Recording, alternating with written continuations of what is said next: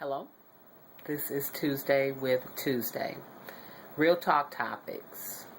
As we know, we have all found ourselves in the midst of confusion, battling between the law of the land and the moral law of George Zimmerman taking the innocent life of a 17-year-old young man. For me, it is more than him just being an African American male. Certainly, because he was that, he looks like my nephews, my brothers, my future children, cousins, but more because he was a child with a future and a hope and a plan that God had for him.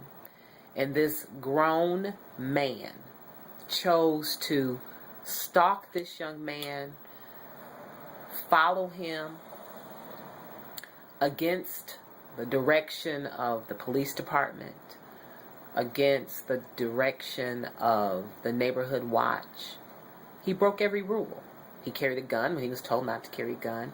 He got out of the car when he was told not to get out of the car. He followed when he was told not to follow. He pursued, and he provoked Trayvon, which resulted in Trayvon defending himself, which resulted in George Zimmerman supposedly defending himself.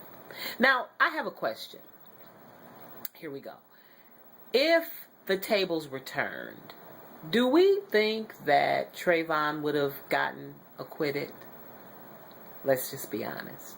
Do we think that Trayvon defending himself with this man following him, stalking him, provoking him, had he gotten the upper hand and defended himself, and George Zimmerman was found dead, now 6 feet under, do we think that Trayvon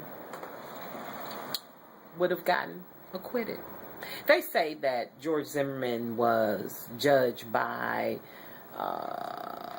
a jury of his peers. Now, I don't know how women are his peers, and I don't know how someone who's 20 years older than him or more is his peer. No men, no one that looked like him, no one that looked like Trayvon. His peers. Okay. Now, they've just come out with this foolishness that he wants his gun back. The gun that he murdered this baby with. He wants it back. Couldn't he have gone and just purchased another gun? Duh. It's salt in the wound. It's a slap in the face. It's sad. It's sad. And so now we have the Justice Department saying that they are looking at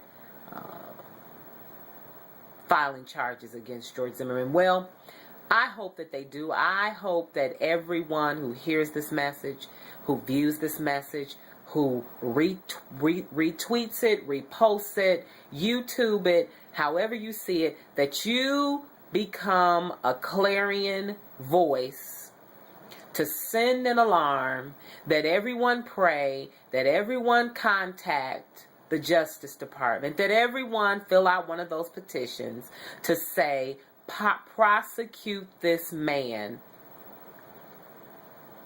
for unjustly killing this baby. Prosecute him for profiling. Send that message versus the other message that is going out there that you can follow, stalk, not follow the rules, break the laws, provoke someone into a fight, murder them, and get off. Because that's the message that's being sent. A very dangerous message that's being sent. So I challenge you listeners, I challenge you viewers, to send a message to let them know that he might have been found guilty in that court. But there's another court that's coming after him, and then there's a higher court above that. If they don't get the sentence, if they don't get the guilty, there's a court called God's court. There's a court that's called the judgment seat of the Lord. And I believe that God is coming after injustice against this baby. I believe it. I believe the Bible says, who will cry out for injustice? Do I have anyone else willing to cry out with me for injustice? See, people don't know how to pray like this no more. See, David prayed prayers like, break their neck and cause them to fall into the pit that they've dug for me and break their ankles. Hey, I'm with David. It's sometimes you just got to quit them penny-ante, Christian, wimpy, passive prayers and go after the unjust. Go after the injustice. Go after the wickedness and call it for what it is. I mean, Jesus came into the temple and knocked over tables because they was dishonoring the temple. Someone said, well, we need to get past this. We need to let go. We need to let God. I read someone's post that said that. They said, we weren't there when it happened. We don't really know what happened. We only have George Zimmerman's side. Yeah, right. Like, who, you believe him? I mean, really? And we weren't in the courtroom and we're not a juror. This was my statement to them. As a Christian, and they were a Christian and millions of Christians, and as Christians, we stand on different sides of this opinion. But as a Christian, you read the report of Jesus' persecution. You read the report of his trial. You read the report of him being beaten. You read the report of the battle that he fought to get to the cross in the garden. You read the report of the cross. And we know that none of that Jesus deserved. He did nothing to deserve the hatred of men. He did nothing to deserve being beaten. He did nothing to deserve any of that except to be sent by God. I'm not saying that Trayvon was. I'm not saying that he was to be used to be a martyr. But what I am saying is that we have read the report. We weren't there. But we believe the report that what happened to Jesus was unjust. And so, this is also my opinion of Trayvon. No, I wasn't there that day in the grass, in that housing addition. Wasn't there in the courtroom for 2 weeks. Wasn't there in the jury box. Wasn't there in the deliberation room. However, I've seen the reports. I've listened to the reports, and that baby did not deserve to die. So, someone needs to be held accountable for it, and why not the person who did it, right? So if Trayvon was yellow, if he was brown, if he was red, if he was white, if he was purple, it wouldn't matter to me.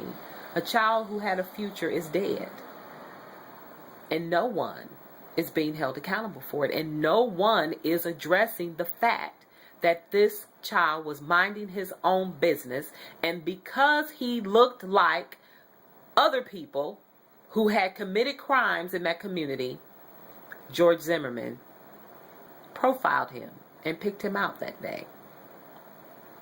I've asked some of my friends, my vanilla friends, my Caucasian friends who I dearly love,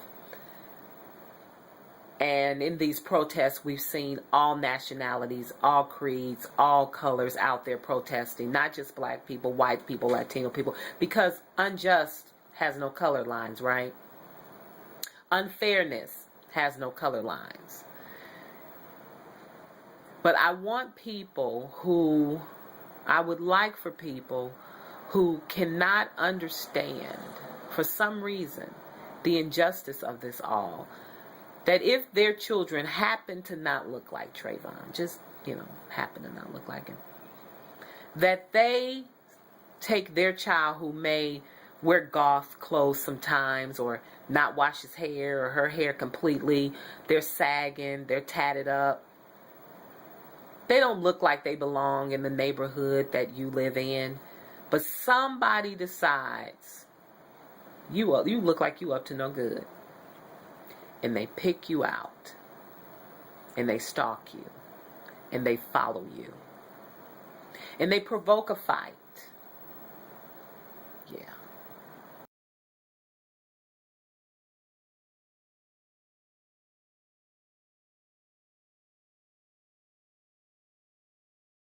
One, when you want someone to be held accountable for that, I would think you would. So let's all cry out for justice. Let's all hope that the system does right by Trayvon. But know this, beloved. If the system doesn't, God will. God will. Be encouraged. God bless you.